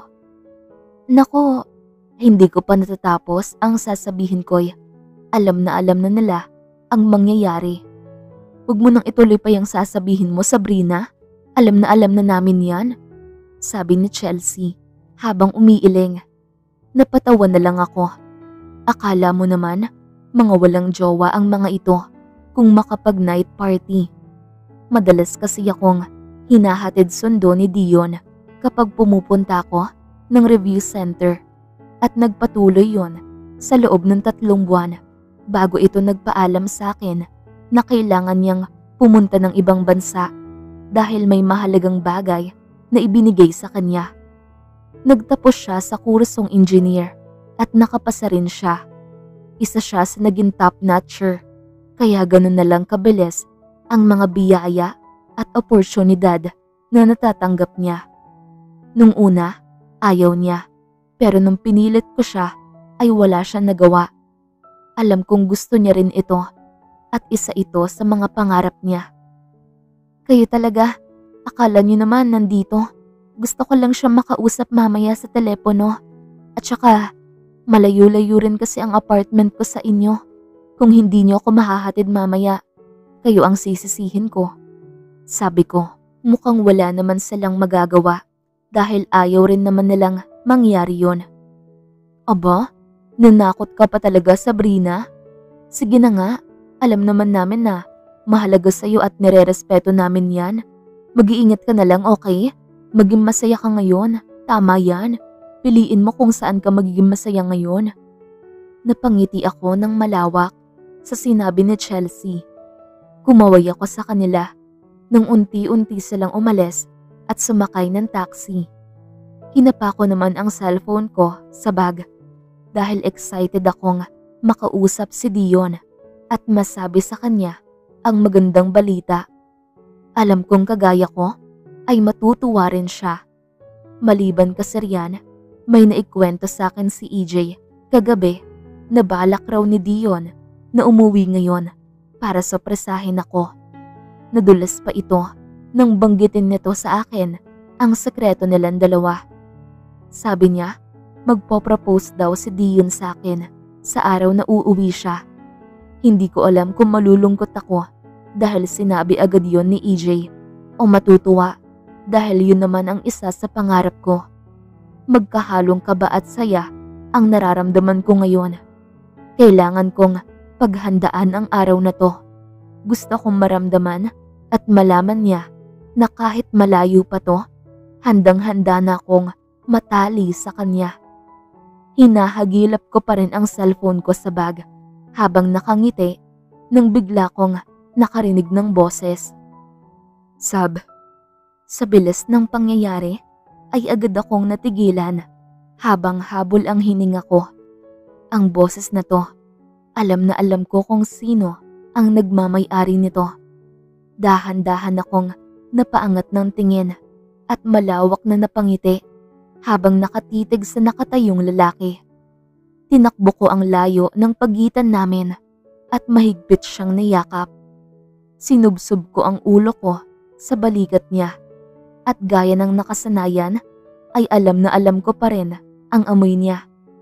Tumingin ako sa mukha niya na ngayon sobrang linis tignan. Mas naging kakaiba ang dating niya makalipas ang ilang buwang pananatili sa ibang bansa. Bakit di ka nagsabing uuwi ka? Alam mo bang nasurpresa ako sa biglaan mong pagdating? Inosenteng sabi ko. Nagagalak akong makita at mayakap siyang muli. Alam ko naman na gusto niyang mag-propose sa akin ngayong araw. Kaya mas mabuting magpanggap ako na hindi ko alam para mas maramdaman niya ang lahat ng pagsisikap niya. Hindi ito agad nakapagsalita at mukhang pinipigilan ang sarili. Diretso itong nakatitig sa mga mata ko. Hindi ko ito nakikitaan ng kaba. Walang reaksyon ang mukha niya, kaya mas lalo kong nilawakan ang ngiti ko. Alam kong pagod siya at hindi alam kung paano sasabihin ang gusto niyang sabihin. Sab, tawag nito sa pangalan ko. Ang boses niya ay hindi ko na marinig. Hindi ko yun pinansin. Alam kong kinakabahan lang siya. May gusto sana akong sabihin sa'yo, kaya umuwi ako. Kumunot ang noo nito na parang nagpipigil at umiwas ng tingin sa akin. Ano yon? May sasabihin na rin ako sa'yo. Ito ang magandang sorpresa ko sa'yo. Sabi ko habang pinagsiklop ko ang mga daliri namin. Ano kasi? Ano ka ba? Kahit ano pa yan magugustuhan ko yan. Huwag kang mangamba dahil kahit wala namang kahit anong sorpresa, masaya na akong nakauwi ka. Ano kasi? Hindi. Bakit ka ba kinakabahan? Ako lang to. Parang hihimatayin ka na dyan. Hindi ba ang sabi ko, kontento na ako sa kahit anong gawin mo? Kaya huwag ka na mag-isip ng kung ano-ano dyan. Ang mabuti pa, sabihin mo na lang ang gusto mong sabihin. Pangungumbinsi ko sa kanya. Hawak-hawak ko pa rin ang kamay niya at mukhang walang balak na sabihin ang bumabagabag sa isip niya. Kaya ako na lang ang gumawa ng paraan. Nakapasa ako sa board exam. Magiliw na sigaw ko sa kanya. Abot langit na ata ang ngiti ko habang yakap-yakap siya. Pero hanggang ngayon, tila salungat ang katawan niya. Unti-unti akong humarap sa kanya. Ano ka ba? Nakapasa ako sa board exam. Hindi ba't ikaw ang unang taong nasasabik na malaman to? Bakit wala kang sinasabi dyan? At saka, ano na ang gusto mong sabihin? Tanong ko. Naghihintay ang mga mata ko sa bawat buka ng bibig niya. At kahit ang kislap ng kanyang mga mata ay hindi ko makita. Dahan-dahang lumisan ang mga ngiti sa labi ko nang unti-unti niyang tinanggal ang kamay niya sa pagkakahawak ko. I'm sorry, Sabrina Guzman. Nagkamali ako. Rinig kong sabi ng malamig niyang boses. Gusto kong sabihin sa'yo na kaya ako umuwi dahil ayoko na.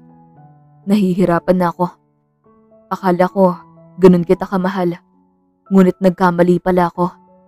Ang totoo niyan, pinaghahanda na ng tatay ko ang engagement party para sa babaeng nakilala ko sa Spain. Sa susunod na linggo, gaganapin yon. Kaya ako umuwi ka agad para malaman mo ang totoong nararamdaman ko. Ang baritono niyang boses ay walang emosyon na nakatitig sa akin na kahit konting awa ay hindi niya ako mapagbibigyan. Ano ka ba, Dion? Bawiin mo ang sinabi mo. Maawa ka naman sa akin. Huwag ka namang magbiro ng ganyan. Alam mo bang matagal kong hinintay ang araw na to para sorpresahin ka? Bakit ako naman ata ang nasorpresa sa mga pinagsasabi mo? Nanginginig ang boses ko habang tinatanong yon at madalas na napapailing. Ano na? Ano ba yung pinagsasabi mo? Anong ayaw mo na? Napagod ka na? Ganun lang kadali ang lahat? Susuko ka na? Sabihin mo nga sa akin, ano bang pumipigil sa'yo? Magsabi ka ng totoo. Huwag mo kong iwan ng ganito. Hindi ka ba naaawa sa akin, Dion? Anong nangyari sa mga pangako mo? Hindi ako naniniwala sa'yo dahil kahapon lang ang saya-saya pa natin. Hindi ako naniniwala na hindi mo ko mahal. Iba ang sinasabi ng mga mata mo, Dion. Tama na, Sabrina. Isang malakas na sigaw nito at galit na tumingin sa akin. Ilang ulit ko bang sasabihin sa'yo na ayoko na? Dagdag nito at kitang-kita ang paglabas ng ugat sa leeg nito. Pati na rin ang pag-igting ng panga niya na tila hindi na makapagpigil sa galit. Ayokong maniwala. Ano bang dahilan mo? Dahil ba malayo ako sa'yo? Sabihin mo lang kung gusto mo sasamahan kita. Pagmamakaawa ko, lumalabo na rin ang aking mga mata sa nagbabadyang luha. Hindi basehan yan para iwan ka. Bingi ka ba, Sabrina? Sinabi ko na sa iyo ang dahilan ko. May nakilala akong ibang babae sa Spain at hindi ko alam kung bakit ganun na lang kabilis akong nahulog sa kanya. Bakit? Isang tanong ko, pero ang sikip-sikip ng dibdib ko. Bakit mo nagawa sa akin to? Tanong ko habang nakangiting naluluha. Tangin na lahat ginawa ko sa'yo eh. Nangako ka tapos hindi mo tutuparin? Alam mo ba kung anong mas masakit? Asang-asa ko na ang sasabihin mo ay magpo-propose ka sa akin. Pero sa ibang babae pala. Lahat alam mo sa nakaraan ko. Pero bakit nagawa mo pa ring saktan ako? Ano ang ibig sabihin ng relasyon natin? Lahat nun sa'yo walang halaga? Masaya ka?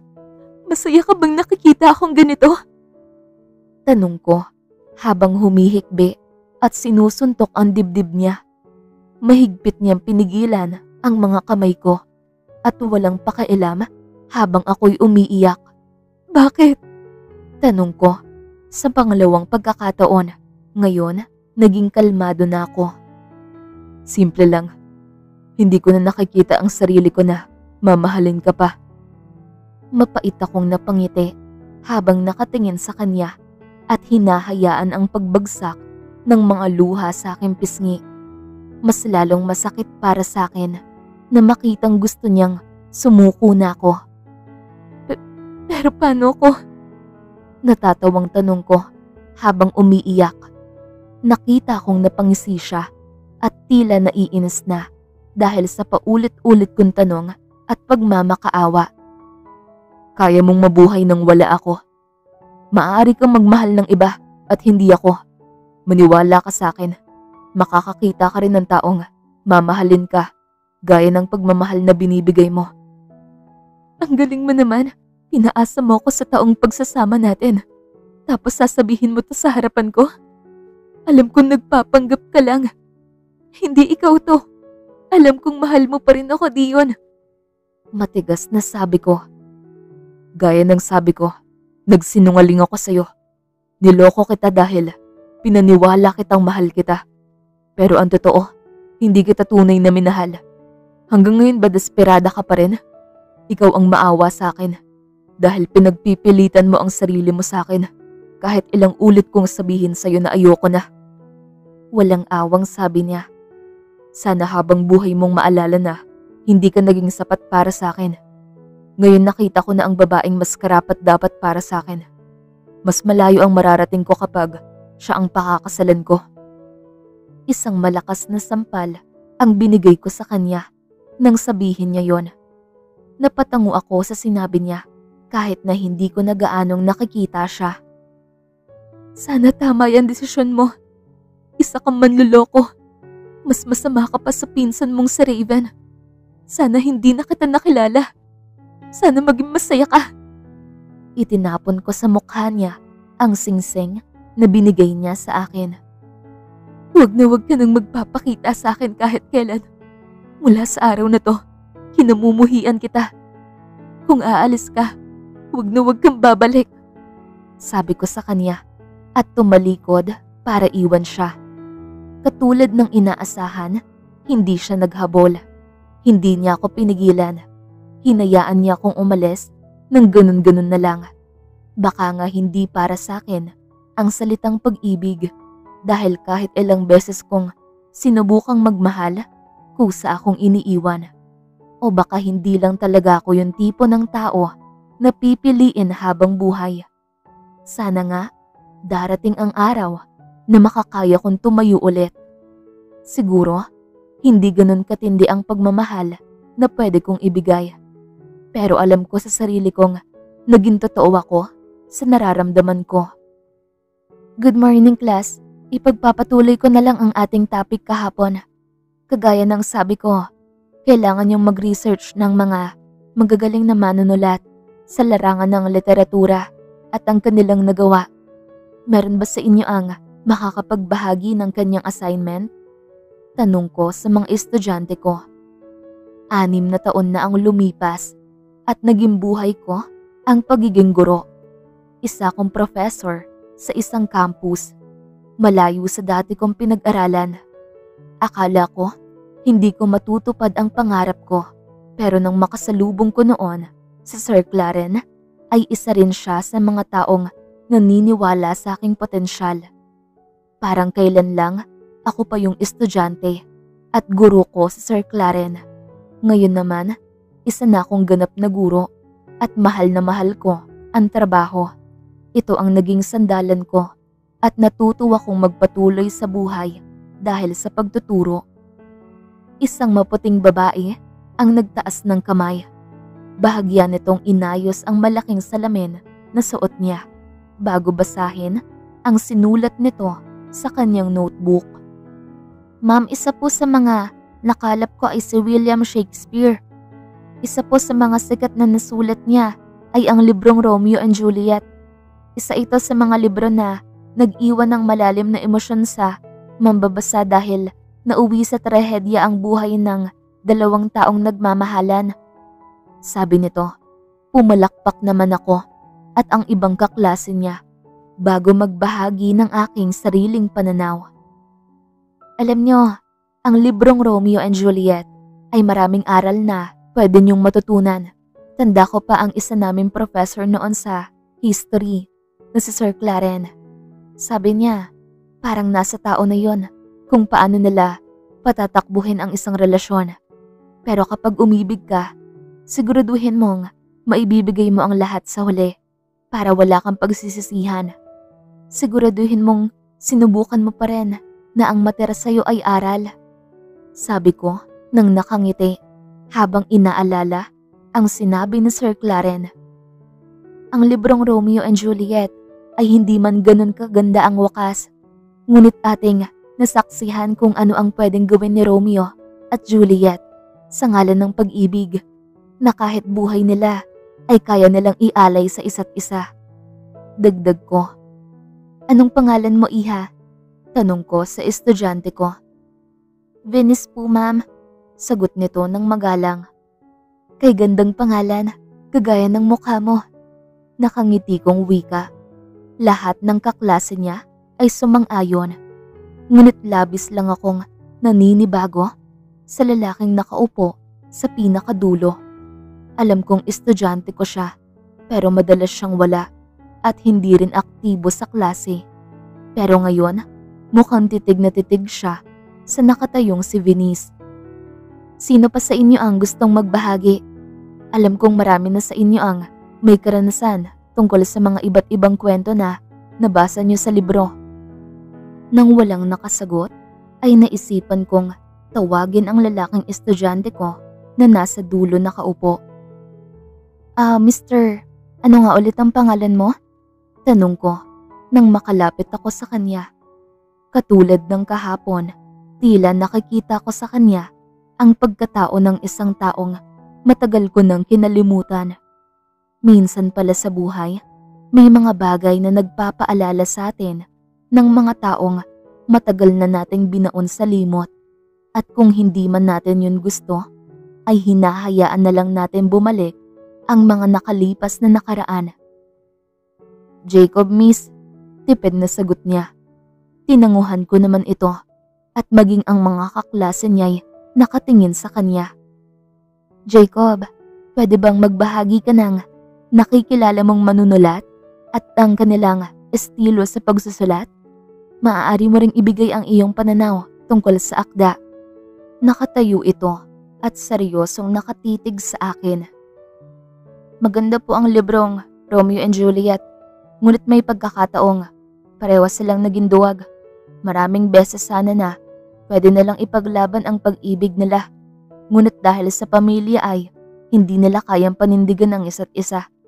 Kaya kung tatanungin niyo po ako tungkol sa pananaw ko, meron akong alam ngunit hindi ito libro, kundi sa isang palabas. Ang palabas na Titanic na pinagbibidahan nila Jack at Rose. Doon ko po mas lalong naintindihan kung ano ang mas kayang gawin ng pag-ibig sa tao. Hindi man nabuhay si Jack ngunit pinili pa rin ni Rose mabuhay kasama ang alaala ni Jack hanggang sa tumanda ito. Sa tingin ko po, yun ang mas malalim na uri ng pagmamahal. Mahabang paliwanag nito. Napakurap-kurap ako sa sagot nito dahil hindi ko inaakalang may ganitong uri siya ng pag-iisip. Napakatalino niya at higit sa lahat, alam kong marami pang mahahalagang bagay ang meron sa kanya. Katulad niya, ang isang taong minsang nagpahanga sa akin sa mga bagay-bagay. Pumalakpak ako at malawak na napangiti habang nakatitig sa kanya. Tumango naman ito at umupo rin. Malaki ang pasasalamat sa mga estudyante ko at naging parte sila ng araw-araw kong pamumuhay. Marami akong natutunan sa kanila. Sa kabila ng agwat ng edad, ay marami rin sa kanila ang matatalino mag-isip at ang ilan ay naging aral na rin para sa akin. Alam niyo mga anak, malaki ang pasasalamat ko sa inyo. Nako, nakakaiyak makita na 3 buwan na lang ay magtatapos na kayo. Alam niyo ba, ganito rin ang pakiramdam ko nung nagtapos ako. Kaya alam kong nasasabik na kayo at ang pangarap ko sa inyo ay matupad niyo ang lahat ng gusto niyo sa buhay. Naiiyak na wika ko sa harap. Marami naman ang nalungkot, ngunit alam ko na sa kabila ng lahat ay masayang masaya sila. O mauna na ako, Prof. Belehas, sabi sa akin ni Prof. Sanchez na nasa engineering department nagtuturo. Akala ko ba, Prof, ay sasabay ka na sa akin? Tanong ko. Naku, wag na, Prof. Belehas. Niyaya ko ng nanay kong kakain sa labas. Tsaka ayokong mainggit, no? Mamaya niyan, ang sweet-sweet niyo ng asawa mo sa sasakyan. Baka mauna akong bumaba. Biro nito na ikinatawa ko na lang. Ikaw talaga, Prof. Para namang wala kang kachat, ay kanina nga ay may katawagan ka. Sabi ko, ngunit natigil lang yon nang may marinig ako na busina ng sasakyan. O ayan na nga ang pogi mong asawa at sinusundo ka na nga. Ikaw na talaga ang swerte sa buhay, Prof. Belehas. Nako, alam ko naman na kaya mo sinasabi yan dahil ayaw mo kong kasama pa uwi. Makakakita ka rin ng para sa'yo. Sige na, mauuna na ako sa'yo. Mag-ingat ka. Paalam ko kay Prof. Sanchez. Maya-maya lang, pinagbuksan ako ng pintuan at nang makaupo ako, ay inayos niya rin ang pagkakalagay ng aking seatbelt. Tama nga siya. Tama ang sinabi niya sa mga nagdaang taon. Ngayon, isa na akong misis. Nakapangasawa pala ako ng isang negosyante na nakilala ko noong nagbakasyon ako sa ibang bansa. Siya si Anthony Belehas. Siya ngayon ang buhay ko at matagal na rin kaming kasal. Akala ko nga, tatanda akong dalaga. Pero mabait ang Panginoon at binigyan niya ako ng isang taong minahal ako at tinanggap ang buong pagkatao ko. Marami akong pinagdaanan sa buhay pag-ibig, kaya ayokong sayangin ang taong walang ginawa kundi ang mahalin ako ng lubusan. Kaya siguro pinaparamdam sa atin ang iba't ibang uri ng pagmamahal para malaman natin kung ano ang mas tunay at mas masasabi mong pagmamahal na hindi mo kayang mawala.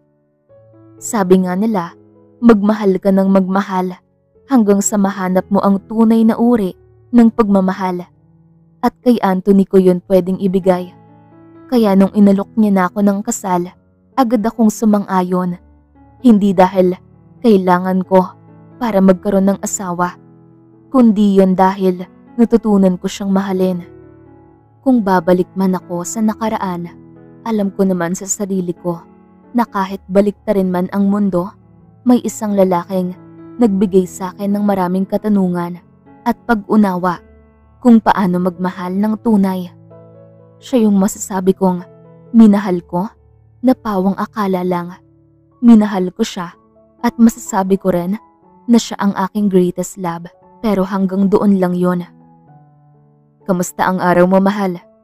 Tanong sa akin ni Anthony matapos gawaran ako ng mabilis na halik sa labi. Maayos naman at saka mabuti na rin nakapagturo pa ako saglit para sa susunod na araw ay makakapag-focus ako sa pagpapa-check up. Sabi ko.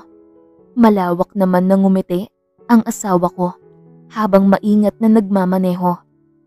Sandali nga mahal, bakit napaaga yata ang pagsundo mo sa akin? Akala ko ba may meeting sa opisina? Tanong ko. May gustong kumausap sa'yo. Matagal na siyang naghihintay sa bahay. Ang sabi ko, kung pwede ipabukas pero ang sabi niya, importante raw yung sasabihin niya. Kaya sinundo ka agad kita. Matalik mo raw na kaibigan yun. Sagot naman ni Anthony. Napaisip-isip ako sa sinabi ni Anthony na matalik na kaibigan ko ang naghihintay sa bahay. Sinabi ba niya ang pangalan niya? Lalaki ba o babae? Tanong ko ulit. Hindi niya binigay ang kanyang pangalan, mahal. Ngunit nakakasiguro akong isa siyang lalaki. Isang lalaki? Maliban kay EJ, sino? Babae naman ang puso ni EJ. At kung si Sir Claren naman, hindi ko naman siya matalik na kaibigan. Nang may pumasok sa isipan kong ibang pangalan, ay bigla kong natigilan at napatawa. Hindi mangyayari kung ano man ang iniisip ko. Nang makauwi kami sa bahay, ay kitang-kita ko na ang likod ng lalaking nakatayo sa aming pintuan. Bumaba ako at ganun rin si Anthony. Nang makalapit kami, ay agad na tinawag ni Anthony ang lalaki na nandito na ako dahilan para lingunin niya kami. Kilala mo ba yan, mahal? Tanong ni Anthony. Mahina naman akong tumango at ganun na lang ang pamamaalam niya na aalis muna para bigyan kami ng oras na makipag-usap. Long time no see, kumusta ka na? Bati ng lalaki nang makalapit ako. Niyakap niya ako kahit hindi ko yun sinuklian, ay wala na akong galit sa kanya. Matagal ko na siyang pinatawad, kaya wala nang dahilan para maging matigas pa ang puso ko. Maayos naman ako, masaya na. Ikaw, Raven Buenavista, kamusta ka na? Sagot ko, kahit na mukhang malungkot ang mata ni Raven. Eto, busy rin sa buhay. Sagot niya. Naghihintay pa sana ako nang idudugtong niya. Kaya lang, wala na itong sinabi. Kaya nagtanong na ako. Ano pala ang pinunta mo dito? Inosenteng tanong ko. Ang totoo niyan, pumunta ako rito para makausap ka sana. Alam ko rin kasi na kapag nahuli na ang lahat, baka sisihin mo rin ang sarili mo. Wika nito habang mapait na napangiti. Nagtataka akong napatitig sa kanya. Anong ibig mong sabihin? Mukhang napaka-importante naman yata niyan na inuwian mo pa para sabihan lang ako. Sabi ko, hindi ito umimik. Sa halip ay sinasabi niyang totoo ang iniisip ko. Naalala mo ba ang sulat na binigay ko sa'yo? Alam ko na hanggang ngayon, hindi mo pa rin yung nababasa kasi wala ka pa rin alam sa mga nangyayari.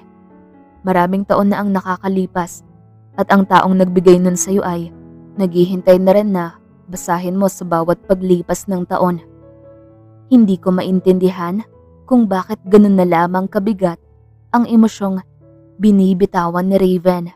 Pakiramdam ko, nasasaktan siya sa hindi ko malamang dahilan. Ang tinutukoy niya ay ang sulat na nanggaling kay Dion Buenavista na pinsan niya. Hindi ko yun kailanman binasa dahil galit ako noon. Naisipan ko nga yung sunugin. Ngunit ang sabi ko sa sarili ko, ibabalik ko na lang sa kanya. Pero bakit hanggang ngayon, binabalik-balikan pa rin ako ng sulat na to? Kahit ilang taon na ang lumipas. Ano bang dapat malaman ko sa sulat na to? Mga paliwanag at paghingi niya ng tawad na hindi ko naman kailangan? Wala akong balak na basahin ang sulat niya dahil ibabalik ko sana yan sa kanya. Sagot ko habang seryosong napatingin sa mga mata niya. Ako na ang nagmamakaawa sa'yo. Yun na lang ang huling kahilingan niya bago siya umalis. Pagmamakaawa ni Raven para sa pinsan niya. Dala-dala ko pa rin ang sulat na matagal ko nang itinago. Hanggang ngayon, mabango pa rin ito at malinis tignan. Nandito kami ngayon sa tapat ng gym ng dati naming pinapasukan na campus noong college pa lang kami. Hindi ko alam kung bakit dito ako dinala ni Raven. Nakaupo kami sa bench habang nakatingin sa nakakasilaw na tirik ng araw. Handa ka na bang basahin ang sulat? Hindi ako tumugon sa tanong ni Raven. Sa halip ay unti-unti kong binuksan ang sulat. Ang mahabang sulat ay sulat kamay ni Dion. Nakasaad doon sa una ang pangalan ko na may mga tuyong bulaklak na alam kong bigay niya sa akin noon. Habang unti-unti kong binabasa ang lahat ng mga nakasulat, hindi ko na mapigilan ang sarili kong tuloy-tuluyin ito. Kinakapos ang paghinga ko at ang akalang wala akong mararamdaman ay meron pala. Sinabi niya sa sulat, ang pagmamahal niya para sa akin ay isang magandang pangyayari sa buhay niya. Ang pagmamahal niya ay kakaiba na kahit malalim man, nakakalunod, ay handa siyang magsakripisyo para sa akin. Kaya lang, sobrang madaya siya dahil hinayaan niyang layuan ko siya. Hinayaan niyang magdusa ng mag-isa. Ang sabi sa sulat ay tinakot siya ng tatay niya na kapag hindi siya magpapakasal sa ibang babae, ay guguluhin niya ang buhay ko at buhay ng ina niyang may sakit. Ngunit ang mas nakakasakit sa puso ay ang malaman na nag-aagaw buhay pala siya at lumalaban sa stage 4 brain tumor. Halos mapunit ko na ang papel ng sulat habang ang mga salita ay hindi ko na makita dahil sa labo ng mga mata kong natatakpan ng mabibigat na luha. Ang mga patak ng luha ko'y tila naging mansya sa bawat salitang sinulat niya para sa akin. Kung agad ko tong binasa, edi sana nalaman ko agad. Edi sana mapapatawad ko pa ang sarili ko. Bakit hindi mo sinabi agad? Galit na tanong ko kay Raven habang hindi papaawat ang luha sa aking pisngi. Yun kasi ang bilin niya. Gusto niya, ikaw mismo ang makaalam. Bakit? Naniniwala ka bang kaya kang lokohin ni Dion? Sabrina, aminado akong nagkakamali ako. Pero ibahin mo si Dion. Ikaw lang ang babaeng minahal niya. Ikaw lang ang babaeng ipagtatanggol niya na kahit buhay niya ay kaya niyang isakripisyo sa'yo. Saksi ako kung paano siya lumuhod, magmakaawa, suntukin ng tatay niya para lang wag guluhin ang buhay mo at hayaan kang mamuhay ng payapa. Ganun ka niya kamahal na kahit hindi ka na niya kayang hawakan ay ayos lang. Kahit na nasa ibang tao ka na, kahit na araw-araw nagdurusa ang pinsan ko ay wala siyang pakialam. Basta maging masaya ka lang. Paliwanag ni Raven na parang awang-awa sa pinsan niya. Namumugto rin ang mga mata niya at katulad ko'y nasasaktan ito. Nasaan siya? Tanong ko. Ang alam ko, kanina pa siya naririto at hinihintay ka. Maiwan na muna kita. Sana naman ngayon, mahintay mo siya na magpakita sa'yo. Sabi niya, bago ako iwan. Naguguluhan man, ay paulit-ulit kong pinunasan ang mata kong walang awat sa pagpatak ng luha. Para akong namatayan ng mahal sa buhay. Dahil ang kirot na nararamdaman ko'y parang lason na unti-unting pumapatay sa puso. Habang umiiyak ako, ay tinakpan ko ang aking bibig nang makita ko ang lalaking paparating. Nakaupo ito sa wheelchair habang mag-isa niya itong tinutulak. Kinakapos ang paghinga ko habang sinusundan siya ng tingin. Sobrang puti na niya at malaki ang binawas sa kanyang timbang. Ang ulo nito ay may bandana, dahilan para maisip kong lumalaban ito sa sakit na cancer. Nang makita kong nahihirapan siya sa pagtutulak, ay doon ko napansing pumapatak na pala ang mga luha niya. Kahit na sobrang init ng araw, agad akong tumayo at tumakbo papunta sa direksyon niya. Tinulak ko yon papunta sa bench na inuupuan ko. Walang imikman kaming dalawa, ay alam kong pareho ang sakit na nararamdaman naming dalawa. Pareho na kaming nakaharap sa field ng aming campus habang tinitignan ang mga nagliliparang ibon. Napakasinungaling mo, Sabi ko nang hindi siya tinitignan, pero ang mga luha ko'y hindi tumitigil. bakit hindi mo sinabi sa akin ang totoo? Tanong ko at nilingon siya. Matagal na pala itong nakatingin sa akin habang malawak na nakangiti. Sobrang saya ko ngayon na sa matagal na panahon ay nakita ko ulit ang magandang mukha ng babaeng bumihag sa puso ko. Panimula niya habang may mga luhang tumatakas sa kanyang mga mata. Napatingin siya sa sulat na hawak ko bago kunin ang kamay ko. Itinapat niya yon sa puso niya. Alam mo ba na hanggang ngayon, nakatira ka pa rin dito? Turo niya sa puso niya. Mahal na mahal kita, Sabrina Guzman. Wika niya habang umiiyak. Ang pagmamahal na kaya kong ibigay sa'yo ay tumatahan sa puso ko at tumatagal na kahit hindi kita mahawakan. Mananatili ka pa ring espesyal na hindi ko kayang alisan sa buhay ko.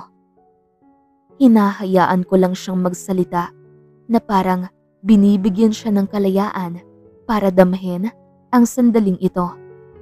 Hindi kita kayang ipagpalit sa kahit anong kayamanan o sa kahit sa pansarili kong kasiyahan. Dahil kapag nasasaktan ka, mas lalo akong nasasaktan. Alam mo bang, hindi sana ako magpapakasal sa iba. Kung noong una pa lang ay hinabol mo ko. Pero napakagaling mo dahil tinulak mo ko para gawin yon. Para magmahal ng iba. Masakit na paliwanag ko. Alam mo ba na kahit hindi na tayo ang para sa huli, ay masaya pa rin ako dahil hindi naman ako magtatagal eh. Kaya gusto kong siguraduhin na hanggang sa pagtanda mo ay may makakasama ka at may taong magmamahal sa'yo, mag-aalaga sa'yo para hindi ka mahirapan. Nakangiting wika niya. Kahit na sobrang mugto na ng mata ko, ay napangiti rin ako. Alam naming dalawa, natanggap na namin ang kapalaran naming dalawa. Katulad ko'y napatingin rin siya sa kalangitan at masayang pinagmasdan ang mga nagliliparang ibon. Sa ganitong sitwasyon ay binalita ko sa kanya ang magandang balita. Dion, buntis ako, sabi ko habang malawak na nakangiti sa kalangitan. Pwede bang ipangalan ko sa iyo ang anak ko kung magiging lalaki ito? Tanong ko. Tumangulang siya bilang pagsang-ayon. Oo naman, sagot niya at hindi mapigilang lumandas ulit ang mga luha. Sa huling pagkakataon ay lumapit ako sa harap niya at hinalikan ang kanyang noo.